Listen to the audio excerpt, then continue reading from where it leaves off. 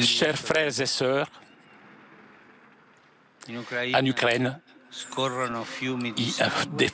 des fleuves de sang et de larmes coulent.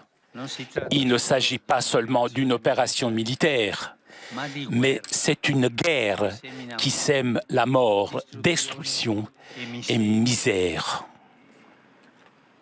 Les victimes sont toujours plus nombreuses, ainsi que les personnes qui fuient, surtout des mamans et des enfants. Dans ce pays meurtri, grandit heure après heure la nécessité d'une assistance humanitaire.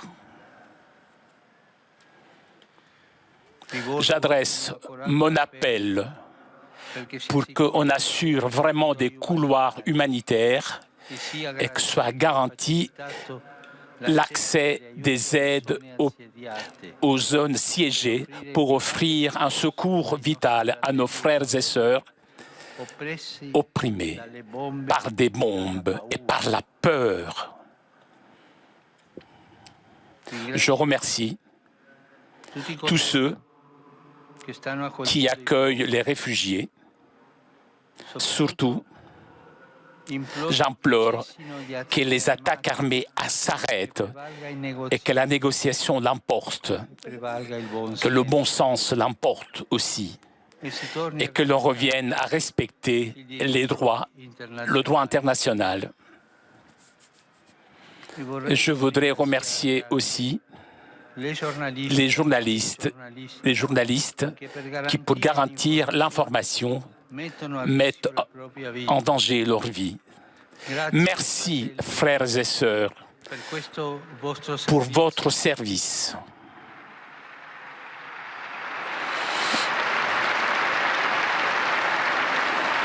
Un service qui nous permet d'être proches du drame de cette population et qui nous permet d'évaluer la cruauté d'une guerre. Merci, frères et sœurs. Prions ensemble pour l'Ukraine. Devant moi, je vois les drapeaux ukrainiens. Prions ensemble pour nos frères. Que la Vierge, Reine de l'Ukraine, je te salue Marie. Tu sei benedetta fra le donne e benedetto il frutto del tuo seno, Gesù. Santa Maria, Madre di Dio, prega per noi peccatori, adesso e nell'ora della nostra morte. Amen. Le Saint-Siège est prêt à faire tout son possible, de tout faire pour la paix. Ces jours-ci, deux cardinaux sont partis en Ukraine pour être au service du peuple, pour aider le cardinal Krajewski,